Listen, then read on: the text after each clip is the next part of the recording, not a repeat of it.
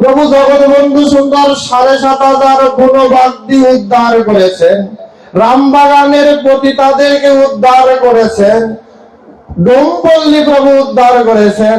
প্রভু জগৎবন্ধু সুন্দর কলকাতার ডোমপল্লীতে গিয়ে ৩ কোটির ডোমের হাতের সেবা নিয়েছেন। যারা আমিষ নিরামিষও বোঝে না, মাংস খায় তাও কাঁচা, এমন শ্রেণীর মানুষ, তাদের হাতেও প্রভু সেবা নিয়েছেন। এর চেয়েও আরো কত নিচে নেমেছেন প্রভু আমাদের মতো জীবের জন্য। তিনি সেই পতিতা সুরত কুমারী যাদুমণি বাইজির হাতেরও সেবা নিয়েছেন, শুধু যাতে করে আমরা প্রভুকে না বলি। এত নিচে নামলেন, এই জন্য এই লীলাটাকে বলা হয় মহা উদ্ধারণ লীলা। দেখেন না কীর্তনে, আরতি কীর্তনের সময় মহা উদ্ধারণ হরি, বুঝি না যে মহা উদ্ধার দেওয়ার কি, মহা উদ্ধার আর উদ্ধার কি? উদ্ধার নিলে বুঝি যে স্বর্গে গেলে উদ্ধার হয়ে যায়, তাই না?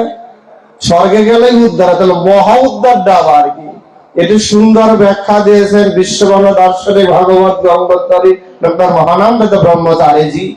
বলছে আপনি কোথাও দিয়ে হাঁটছেন, হঠাৎ করে দেখলেন একটা পুকুর পরে একটা ছোট্ট বালক খেলা করছে, খেলা করতে করতে ওই জলের মধ্যে পড়ে গেল।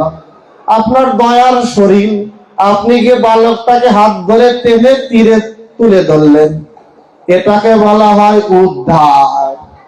আর যদি ভাবেন যে এই ছেলেটা আমি চলে গেলে আবারও তো করতে পারে, তাহলে আবার করলে উদ্ধার করবে কে? এই ভেবে যদি ছেলেটাকে বাড়ি মা বাবার কাছে দিয়ে আসেন যে আর কোনো পড়ার সুযোগ নাই, এটাকে বলা হয় মহা উদ্ধারণ লীলা। প্রভু জগৎবন্ধু এবার উদ্ধার করেনি, একজন দুইজন নয়, গৌর সুন্দর তো জগাই বাদাই চাপাল গোপাল উদ্ধার করেছিলেন, তারাও ব্রাহ্মণ।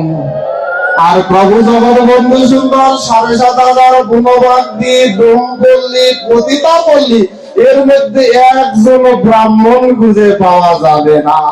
সবাইকে অকাতরে হরিনাম দিয়েছেন, সবাইকে অকাতরে হরিনাম দিয়েছেন, তাই তিনি মহা উদ্ধারণ হরি।